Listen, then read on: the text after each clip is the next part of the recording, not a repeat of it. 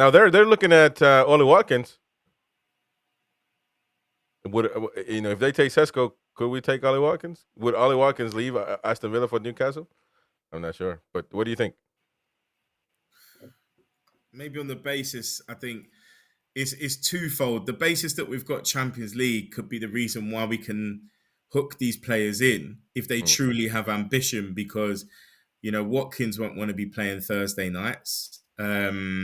In terms of Sesko, he's been in the Champions League with Leipzig. Surely he wants to continue playing in the Champions League. It won't come down to as simply as, okay, Man United could pay us 250. I think the manager has a part to play in it. I think people respect Ruben Amorim, and if you saw what he had with Gyökeres, with his team, Sesko's the kind of forward that would work in his system, and he'll probably be saying, "Look, you're going up against Højlund, mate. So you're going to be our first choice." But at the end of the day, Champions League is key. If you want to put yourself in the best continental European continental competition, cup competition, we can offer you that. So again, it goes back to, it's not just negotiating the deals. Who's selling the vision of the club? Because we need to pick up momentum in terms of the project. Remember, with Mandy, listen, she gave us the ability to dream, right? Hopes and dreams. So saying we're going to win the Premier League in 5 years, we're going to win the Champions League in 10 years, whatever it was she was saying, everybody was lapping it up, right? It felt real. It was like butter on your toast. Do you know what I'm saying? Like, we were all eating that good. So who is there to sell that dream to these prospective new players saying, listen, you could be a key cog in our wheel that's going to take us to the next level. This is where we want to go. So fingers crossed. Thank you, Hat-Trick, for the super chat. Says Sesko and Wissa over Isak and Wilson any day. All right. Well, interesting. Now, Alex Crook, correspondent for, I think, senior correspondent for TalkSport, chief football correspondent, is saying that Man United are interesting that when we broke 5 days ago that Man United had registered their interest in Ollie Watkins, some at Aston Villa were actively briefing no approach, and now it's the worst kept secret in football. So I guess Man United are very much closing in on Ollie Watkins. Could that mean that we are left? Well, I mean, according to Fabrizio Romano, we're waiting on Sesko to say yes. So I guess if Sesko gets told that Man United are backing up or backing away, then maybe it's going to happen. I don't know. But at some point, something needs to be done because we run out of time. I think an indicator might be if one of Højlund or Garnacho goes. That will tell us that they're either preparing enough money or available position in the first team squad for an incoming player. Because I know Garnacho's openly said he wants to remain in the Premier League, and there were links with Chelsea most recently. So if one, and there was links with Højlund going back to Serie A. So I think if one or both of them go, then they're preparing for someone coming in, and that's when I'll get a bit more worried. Yep, that could be. All right, so I wanted to ask you guys this as well, because again, this is one of those things that's being out there propagated and reported by mostly Liverpool fans that want to destabilize, I guess, or reporting it as if it's true, but we don't know if it is or not. But it could be a possibility. So let me ask you guys this: is there a possibility?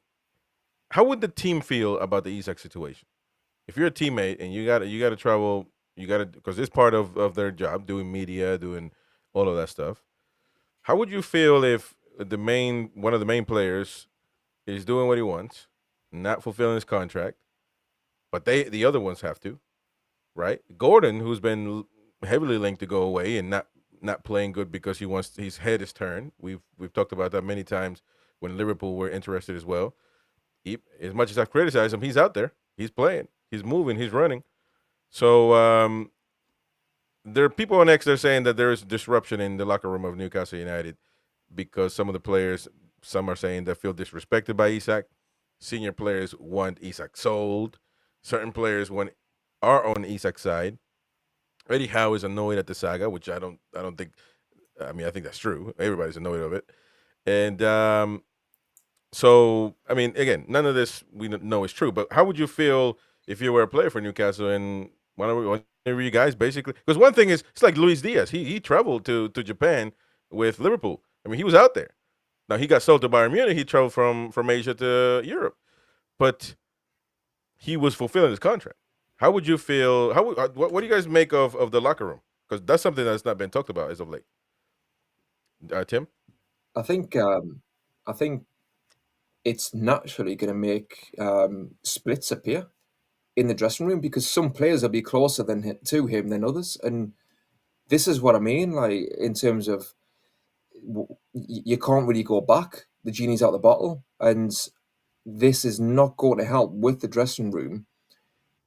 Not when you're preparing for the season, let alone when the season begins and you're in the trenches. So I think it will affect the dressing room. I think it'll potentially upset that harmony that Eddie Howe has worked so hard to create and is so meticulous in terms of who is in the dressing room. I think when he said himself at the press conference, it's important that we get players who were desperate to be here. That wasn't like an accident. Do you know what I mean? Like that's right. A stipulation of his that's important to him. And I think having a player who's going AWOL, I think will piss off some of the players. Some of them will be like sympathetic in that they understand it's a short career. And I understand Isak in terms of he wants to play for a team who will potentially win the league in the Champions League. I understand that. But at the same time, when you're going about it this way, that's crossing the line. And it is going to cause problems in the dressing room. So again, that's why we need to nip this in the bud. And even if he came back, like I say, you can start the season, you might lose 3 games in a row, and that's when you need the characters, and that's when you need everyone together. And these sort of issues, for me, they're in the subconscious, and they will come back to the conscious mind when you lose 3 games in a row or something, and there's panic stations, and everyone's in the dressing room looking around saying, who can we trust? Are we together? And you look at the striker over there, and he's a brilliant player. You know, we've loved him for 3 years. He's quality, but you look at him over there, and it's like, well, yeah, we can trust Alex to put a chance away potentially, but a month ago, he was up going AWOL. You know, it's like I say, it's not conducive to that atmosphere that we need in the dressing room. Don't forget to smash the like button. It helps us a lot to keep growing. Subscribe to the channel, hit the bell for notifications, activate all notifications, that way you get notified every time we go live. And don't forget, you can become a member, get exclusive content, access to all of our live shows on demand at the time that you want. And also, of course, giveaways every month, sometimes multiple giveaways a month. So stay tuned for that. Check it out. Help support the channel. It's a small fee. And of course, you help us and grow. If you hate the Malcolms, smash that like button. To save the bleeding races. When we got the wheel put on, away we went again. But them that had their noses broke, they came back our him. Some went to the dispensary, and some to Dr. Gibbs's, and some to the informer.